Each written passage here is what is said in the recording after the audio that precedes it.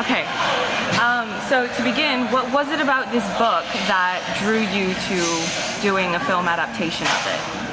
I remember I was finishing Piranha and I started reading the book, and from the first chapter I kind of knew I had to make the movie. The first chapter was a donut scene with the character waking up, realizing that holes are growing on his head, and somehow people are not really, like, they see the holes but they don't care, they just say those awful things to him that they are hiding inside themselves. And this kind of very dark humor, this kind of very outrageous kind of tone and entrance in the book was enough for me to know that it was exactly what I was looking for. And then, going chapter after chapter, I realized that the book was an absolute masterpiece of shifting genre, shifting emotion, I was going from the most insane, like thriller and scary and suspenseful, to the most funny dark comedy, to the most emotional drama, to the most romantic love story, and back to the thriller, and everything was so, the shift was so amazingly organized within the story that the challenge to make it as a movie was just like an artist. And you talk about the sort of blending of genres. Do you think that will help a wider audience to connect to the film, that maybe if horror is not something that they normally watch, but they could watch this? It's definitely, for me, the movie is way more open than everything I did before. I didn't really like to make something more accessible, but the story was just a love story, The heart of the movie is a love story. It's the story of a guy who lost his first love, who the woman he loved had been found dead, and everyone accused him to have killed her. And he has to find out who did it. He has to find out why. And he has to find a way to somehow come back to her. And that's I think what makes the movie more accessible to a lot of people. And this is, the movie that I think will please not only the core audience, because it goes in a very dark place. There is some very dark and funny moments. There is some very graphic imagery. But in the same time, I think a lot of people that don't necessarily respond to our movie and blood and gore and stuff will love this movie because it's not a gore movie. It's not Piranha. It's not Daniel Radcliffe. It's not high tension. It's very different. And is there any sort of commentary you're hoping to provoke amongst the audience that watches it? I'm always very sensitive to bring a little bit of subtext and a little bit of like political subtext in my movies. The Hills of Eyes was definitely, had like that political subtext about we have to fight for who created indirectly, like this American family fighting these people in the hills that they create through the nuclear kind of testing was kind of an allegory of the political context at the time with the Afghanistan war, and that was a pretty funny thing to bring, that kind of patriotic, anti-patriotic kind of theme in the movie. When we did Piranha, the same thing, we were like, try to imagine this kind of American youth in spring break getting attacked and massacred by those crazy piranhas. And that was like a big satire of the American society. And here, what also I loved in the book was the satire of the American society, because when he encouraged Daniel Radcliffe rule the homes, he has that power where people feel that they have to confess the worst thing that they have in their head. So it's the end of hypocritical society. It's the end where like you realize that your mother thinks awful things about yourself, that your father is not the guy that you imagine, that everyone is hiding something, and the truth is coming out. And I kind of like that kind of, like criticism or portrayal of this American society. That's something that's really like, I think it's really interesting to play with. And how much did you interact with the author during your process of creating the film and adapting his book? Joe Hill was, was really in the process from the beginning. He consulted with us on the writing of the script. He came on set, spent time with us. He was kind of this guy that we were going to and say, yes, this is great. He was really blessing. He was also giving us the full freedom of doing whatever we wanted.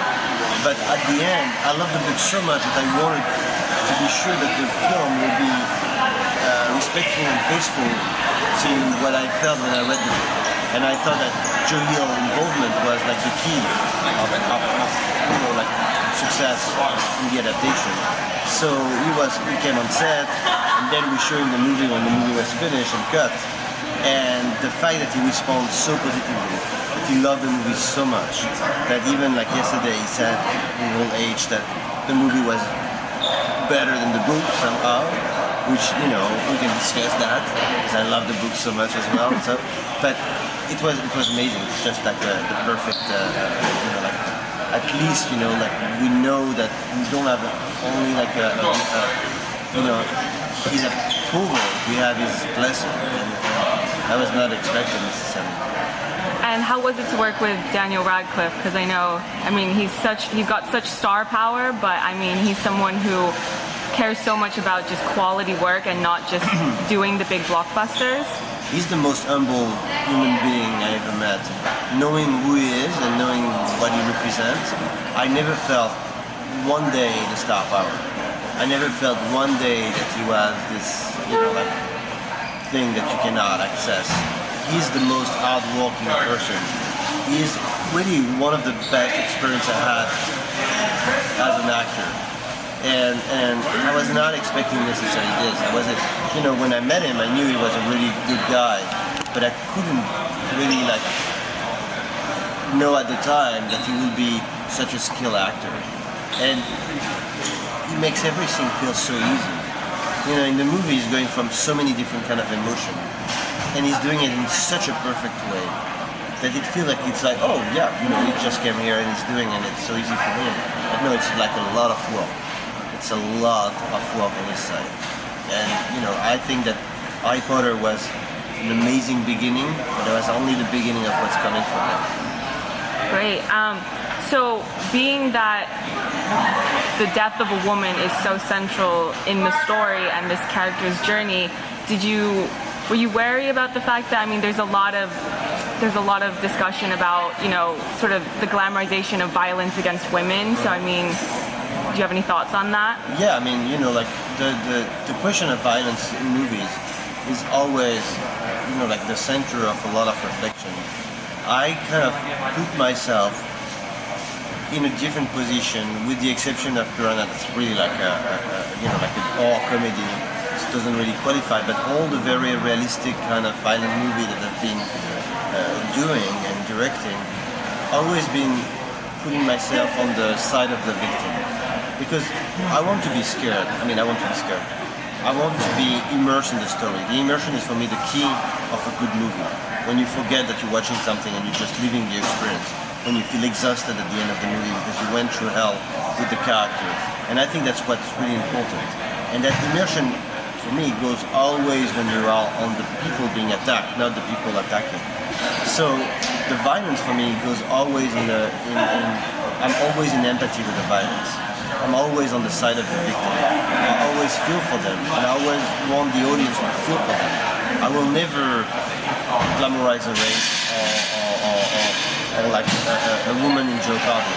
That's not what I'm doing. What I'm doing is the opposite. I want to feel for that woman that's being harassed.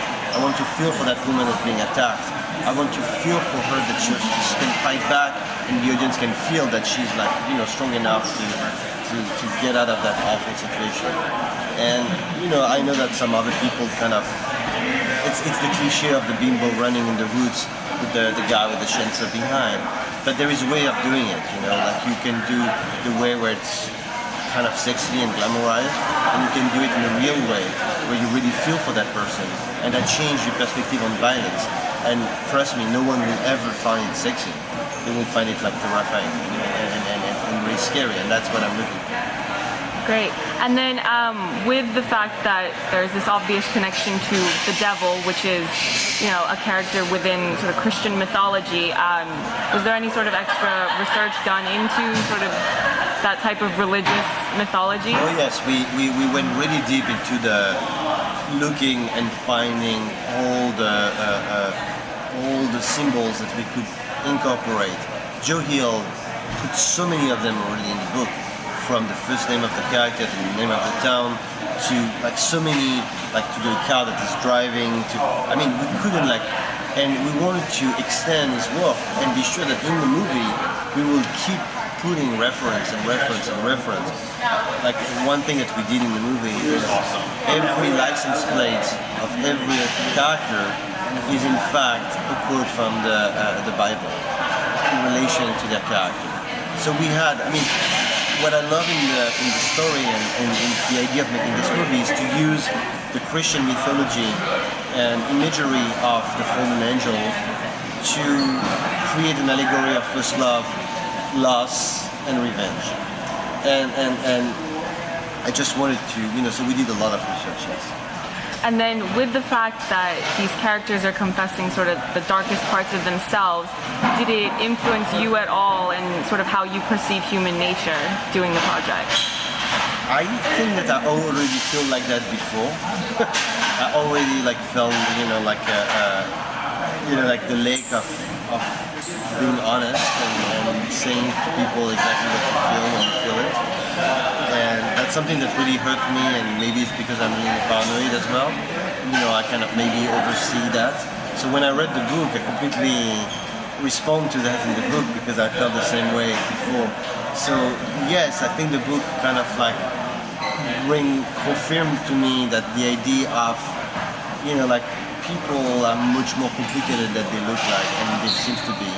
And there is no genuinely good or bad people, and we are just a mix of good and bad feeling, and it's the way we are dealing with these feelings that make us different from one or the other.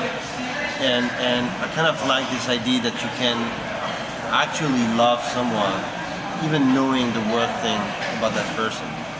And the truth, the absolute truth of when you love someone might be a challenge first, but it might be the key on the long run.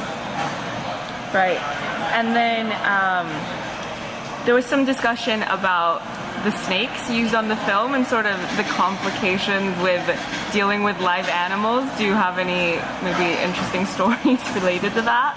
Yeah, I knew that working with snakes would be difficult, everyone told me, snakes are really, you cannot train them, they do whatever they want, most of the time they're not even moving, so, and I was really lucky.